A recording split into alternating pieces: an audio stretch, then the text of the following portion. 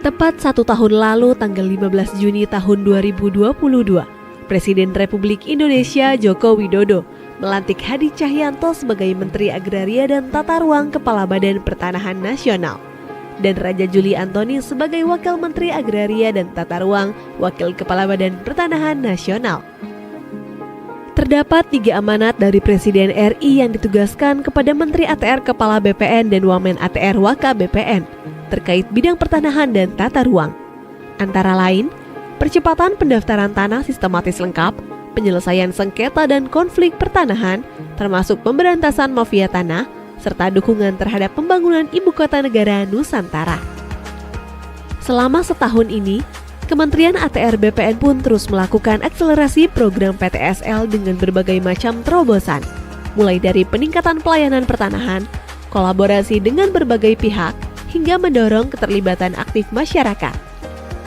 Atas hasil dari kerja keras tersebut, selama 1 tahun ini, dari program PTSL berhasil mendaftarkan 6.616.664 bidang tanah di seluruh Indonesia, di mana 5.409.693 bidang tanah telah bersertifikat.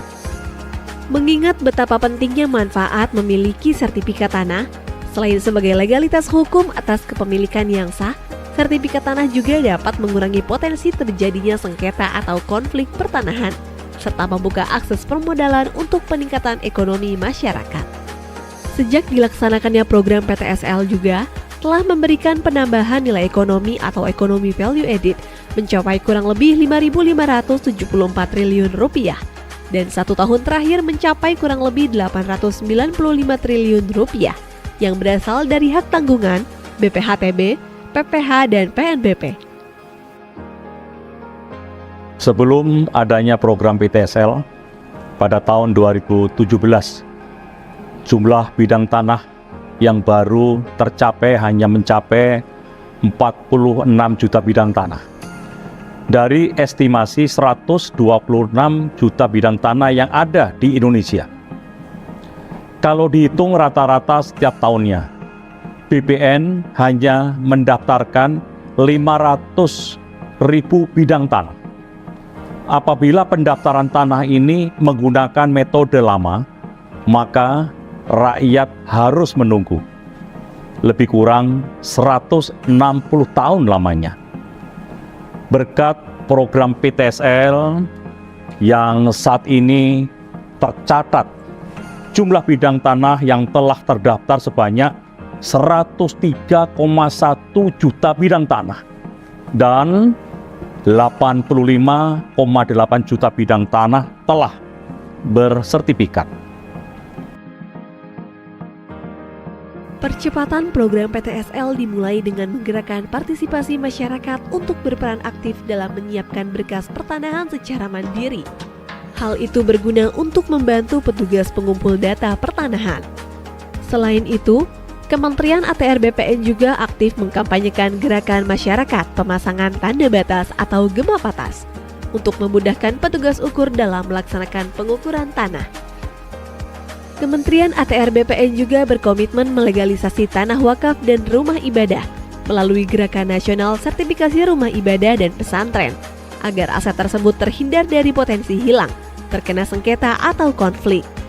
Konkretnya, Kementerian ATR BPN telah membuat nota kesepahaman dengan berbagai organisasi keagamaan untuk memudahkan sertifikasi tanah wakaf dan rumah ibadah, sehingga umat beragama dapat melaksanakan kegiatan keagamaan secara aman dan damai. Selama setahun ini, Kementerian ATR BPN telah berhasil mensertifikasi 36.149 bidang tanah wakaf dan rumah ibadah seperti masjid, gereja, vihara, dan rumah ibadah lainnya. Jumlah ini meningkat dari tahun sebelumnya yang mencapai 25.140 bidang tanah di tahun 2021 dan 13.858 bidang tanah di tahun 2020. Kami, Kementerian ATR BPN, memiliki komitmen untuk mensertifikasi rumah ibadah apapun di mana nama Tuhan diagungkan tanpa terkecuali dan tanpa diskriminasi. Kementerian ATR BPN juga mendorong percepatan sertifikasi aset-aset BMN, BMD, BUMN, dan BUMD. Hal ini dilakukan sebagai mitigasi penyalahgunaan aset yang dapat mengakibatkan kerugian keuangan negara.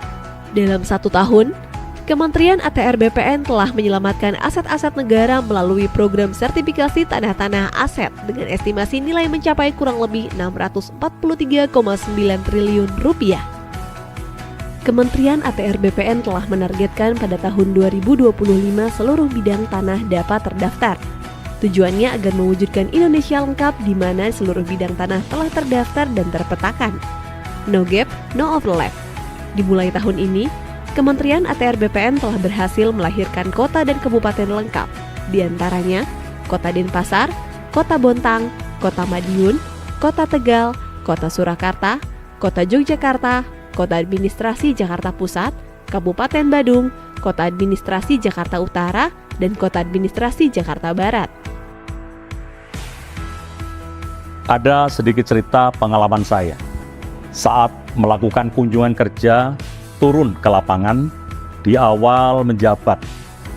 Banyak sekali keluhan yang saya dengar langsung dari masyarakat terkait mahalnya biaya pelayanan pertanahan. Setelah dilakukan pengecekan, ternyata salah satu penyebab mahalnya biaya karena masyarakat tidak dapat mengurus sendiri permohonannya. Jadi terpaksa diwakilkan karena sibuk bekerja. Kami pun berinovasi meluncurkan program pelayanan tanah akhir pekan atau pelataran, disertai dengan loket prioritas yang diberi karpet merah khusus disediakan untuk masyarakat yang mengurus sendiri tanahnya. Dengan begitu, masyarakat dapat leluasa kapanpun mengurus tanahnya tanpa terkendala biaya dan waktu.